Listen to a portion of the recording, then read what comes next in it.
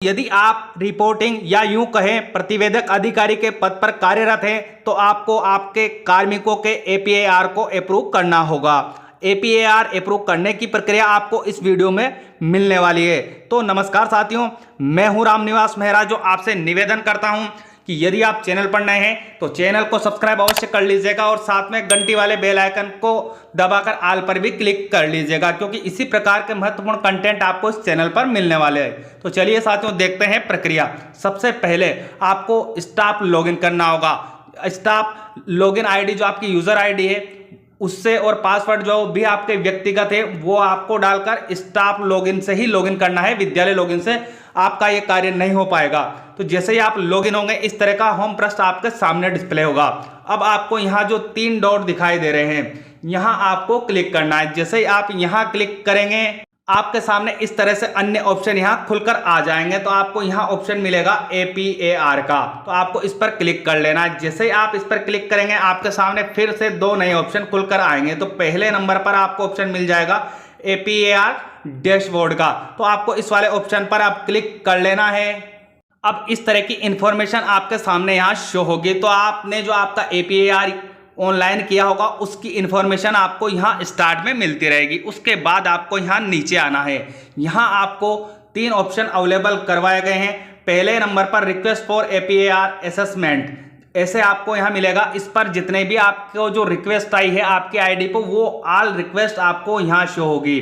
अब आपको यहीं से कार्य करना है। सबसे पहले आप यहीं क्लिक करेंगे। जैसे ही आप यहाँ क्लिक करेंगे नीचे की ओर आपके सामने इस तरह की इंफॉर्मेशन खुलकर आ जाएगी। तो आप यहाँ देख लीजिएगा, जो भी आपके कार्मिक है उसकी संपूर्ण डिटेल आपको यहाँ शो होगी। इसी के सम्मुख आपको एक बटन मिलेगा पेन जैसे टूल वाला, तो इस पर यहाँ क्लिक करना है, जो एक्शन में आपको मिल जाएगा, जिसे मैं आपको हाईलाइट करके भी बता रहा हूँ। जैसे ही आप यहाँ क्लिक करेंगे आपको यहाँ रिपोर्ट की इंफॉर्मेशन शो होगी। तो आप इस रिपोर्ट की इंफॉर्मेशन को यहाँ चेक कर लीजिएगा। सुरक्षा कारणों से मैंने यहाँ कुछ ब्लर कर दिया, पर आपको इन इंफॉर्मेशन को बड़ी बारीकी से चेक करना है। उसके बाद रिपोर्ट ने उसका पीरियड क्या दिखाया है, कब से कब तक वो का एपीआर यहाँ ऑनलाइन कर रहा है, वो अवधि आपको यहाँ दिखाई देगी। तो आपको इसे भी चेक करना है। ये गलत हो तो आप उसको रिजेक्ट भी कर सकते हैं। जो एपीआर रिपोर्ट ने आपके पास भेजा उसको रिजेक्ट भी कर सकते हो। तो आप ये अवधि चेक कर लेंगे। उसके बाद आएंगे नीचे की ओर, जहां आपको इंफॉर्मेशन मिलेगी भाई रिपोर्टिंग उनका कौन है जो एपीएआर ऑनलाइन कर रहे हैं, उनका रिपोर्टिंग ऑफिसर, उन्होंने किसको चयन किया, उनकी समय अवधि भी आपको यहाँ डिस्प्ले हो जाएगी। तो आपको इस चीज को भी चेक कर लेना है। उसके बाद आना है नीचे की ओर, जहां आपको रिव्यूइंग ऑफिसर की जानकारी भी डिस्प्ले हो जाएगी। भाई जो आपका कार्मिक है उन्होंने रिव्यूइंग ऑफिसर किसे चुना है वो भी आपको यहाँ डिस्प्ले हो जाएगा, और एक्सेप्टिंग ऑफिसर किसको चुना है वो इंफॉर्मेशन भी आपको यहाँ शो हो जाएगी। यदि इसमें किसी प्रकार की गलती है, जो चैनल बनाया गया था उसमें किसी प्रकार की गलती है, या कार्मिक ने समय अवधि को गलत चयन कर लिया है, तो आपको फिर आना है यहाँ नीचे की ओर, जहां आपको एक चेक बॉक्स यहाँ दिखाई देगा। तो आप यदि इस फॉर्म को रिजेक्ट करना चाहते हैं तो आप यहाँ क्लिक नहीं करेंगे। सबसे पहले आपको यहाँ रीजन देना होगा कि भाई आप इसे रिजेक्ट कर रहे हैं तो क्यों कर रहे हैं। तो आपको यहाँ सेलेक्ट बॉक्स दिया हुआ है, आप यहाँ क्लिक कर लीजिएगा। जैसे आप यहाँ क्लिक करेंगे रिजेक्ट करने के कारण आपको यहाँ दिखाई देंगे। तो आपका कार्मिक का यदि आप रिजेक्ट कर रहे हैं तो यहाँ से उचित कारण सेलेक्ट करेंगे। जैसे ही आप यहाँ उचित कारण सेलेक्ट करेंगे आपको इस तरह शाला दर्पण प्रोसेस करेगी, वापस यहाँ लेकर आ जाएगी। अब आपको फिर आना है नीचे की ओर, जहाँ आपको इस तरह की इंफॉर्मेशन डिस्प्ले होगी। तो यहाँ आपको बटन मिलेगा रिजेक्ट का, तो आप इसको यहाँ से रिजेक्ट भी कर सकते हैं। परंतु यदि कार्मिक ने जो सारी जानकारियां सही फुलफिल की है तो आपको यहाँ देखना है। मैं वापस शुरू से आपको यहाँ से बता देता हूँ, कार्मिक ने सारी इंफॉर्मेशन अपनी सही ऑनलाइन की है। तो आप यहाँ जो ये चेक बॉक्स आपको दिया हुआ है आपको यहाँ क्लिक कर लेना है। इस तरह से यहाँ राइट का निशान हो जाएगा। जब यहाँ राइट का निशान हो जाए तो आपको यहाँ मिलेगा कन्फर्म ऑर्डर का ऑप्शन, तो कन्फर्म ऑर्डर पर आपको क्लिक कर देना है। इस तरह का डायलॉग बॉक्स आपके सामने आ जाएगा, जिसमें आपको बताया जाएगा ऑफिसर वेरीफाइड सक्सेसफुली। तो जो आपको ओके का ऑप्शन यहाँ मिल रहा है इस पर आप क्लिक कर लेना है। वापस आपके सामने इस तरह का पृष्ठ आ जाएगा जहां से आपने कार्य प्रारंभ किया था। तो अब जैसा कि मैंने पहले आपको यहां बताया था, तो यहां मुझे 3 एप्लीकेशन शो हो रही थी एपीआर की, लेकिन अब यहां मुझे 2 ही शो हो रही है। इससे आप सभी कार्मिकों के करते जाएंगे, एप्लीकेशन को जो है रिक्वेस्ट उनकी एक्सेप्ट करते जाएंगे, तो यहाँ आपको 0 शो होने लगेगा। उसके बाद आपको यहाँ आना है, दूसरे चरण में जो कार्य करना है वो आपका यहाँ से प्रारंभ होगा, जहाँ आपको मिलेगा पेंडिंग एपीआर फॉर असेसमेंट का ऑप्शन। तो आप यहाँ क्लिक कर लीजिएगा। जैसे आप यहाँ क्लिक करेंगे, अब इस तरह की इंफॉर्मेशन आपके सामने नीचे की ओर डिस्प्ले होगी। तो अब आपको यहाँ जो एक अलग कलर में दिखाई देगा व्यू एपीआर, तो आपको यहाँ क्लिक कर लेना है। जैसे आप यहाँ क्लिक करेंगे, अब आपके सामने इस तरह की इंफॉर्मेशन शो होगी। तो आपको यहाँ ध्यान रखना है, आपको लगता है कि ये जो फॉर्म है आपने गलत एक्सेप्ट कर लिया है, तो अभी भी आप यहाँ से उसे रिजेक्ट कर सकते हैं। ये ऑप्शन आपको यहाँ अवेलेबल करवाया गया है कि यदि आपसे कोई फॉर्म गलत एक्सेप्ट हो जाता है तो उसे अब भी रिजेक्ट किया जा सकता है। तो आप इस चीज़ का ध्यान रख लीजिएगा। यदि गलत हुआ है तो आप यहाँ से भी रिजेक्ट कर सकते हैं, और यदि ये सही है तो आपको यहाँ नीचे आना है।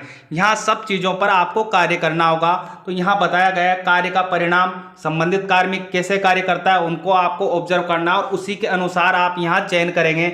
उत्कृष्ट, बहुत अच्छा, अच्छा, संतोषप्रद या असंतोषप्रद, जो भी आपको लगता है वो आप यहाँ से चयन करेंगे। तो यहाँ जो जो भी इंफॉर्मेशन आपसे मांगी जाएगी उस पर आपको चयन करते जाना है।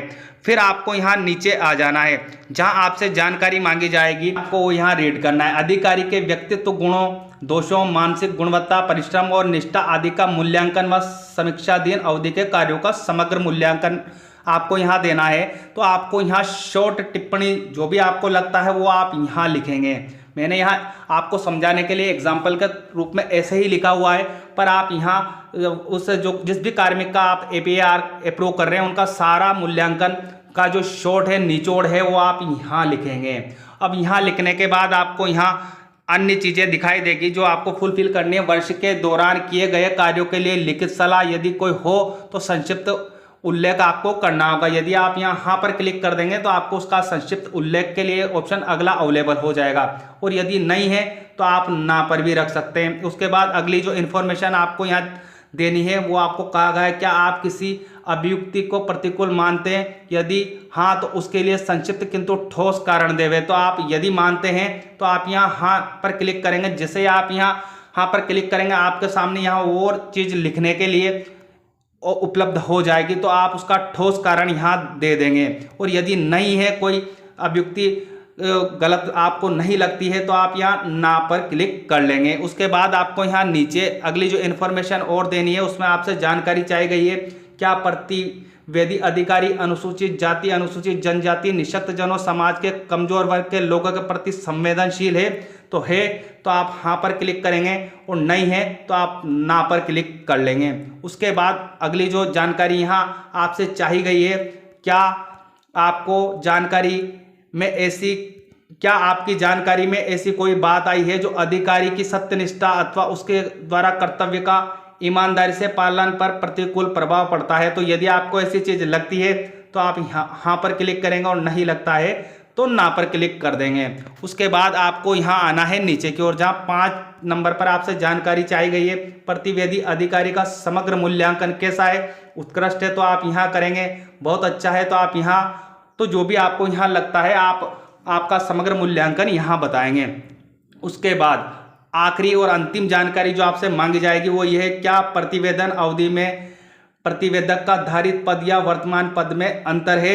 तो आपको लगता है कि है तो आप यस पर क्लिक करेंगे, और नहीं है तो नो पर क्लिक कर लेंगे। इस तरह आप इस फॉर्म को फिल कर देंगे। अब आपको यहाँ जो 3 ऑप्शन अवेलेबल करवाए गए हैं, प्रीव्यू, आप इसको देखना चाहते हैं वापस तो यहाँ क्लिक करके देख सकते हैं। सबमिट रिव्यू अगर आप करना चाहते हैं तो यहाँ से क्लिक करके कर सकते हैं। उसके बाद यदि आपको लगता है कि ये सब कुछ जानकारियाँ जो आपने ऑनलाइन की है वो सब सही कर दी है, तो आपको यहाँ ऑप्शन मिलेगा फिनिश एंड फॉरवर्ड एपीआर का, तो आप यहाँ क्लिक कर लीजिएगा। तो हो सकता है आपको इस तरह का डायलॉग बॉक्स भी मिल जाए। तो आपको जो यहाँ ऑप्शन मिल रहा है सेंड एनीवे का, इस पर क्लिक कर लीजिएगा। जैसे आप यहाँ क्लिक करेंगे इस तरह की इंफॉर्मेशन अब आपके सामने डिस्प्ले होगी। तो आपको अब यहाँ ई साइन पोर्टल पर रीडायरेक्ट कर दिया है शाला दर्पण ने। तो आपको यहाँ जो उपलब्ध करवाया हुआ है प्रोसीड के लिए बटन, तो आप यहाँ क्लिक कर लीजिएगा। जैसे आप यहाँ क्लिक करेंगे आपके सामने इस तरह की इंफॉर्मेशन खुलकर आ जाएगी। तो अब आपको यहाँ आपके जो आधार नंबर है वो यहाँ एंटर कर देने हैं।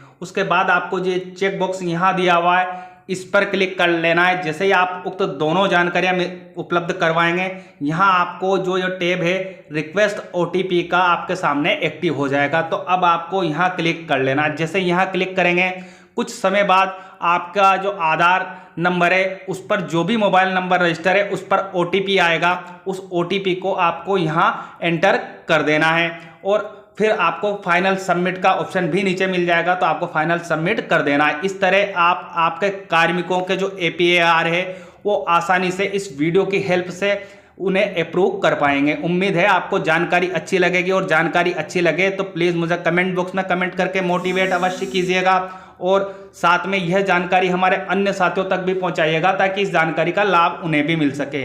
वीडियो को पूरा देखने के लिए आपका बहुत बहुत धन्यवाद साथियों। मिलते हैं इसी तरह के अहम अपडेट के साथ, तब तक के लिए जय हिंद जय भारत।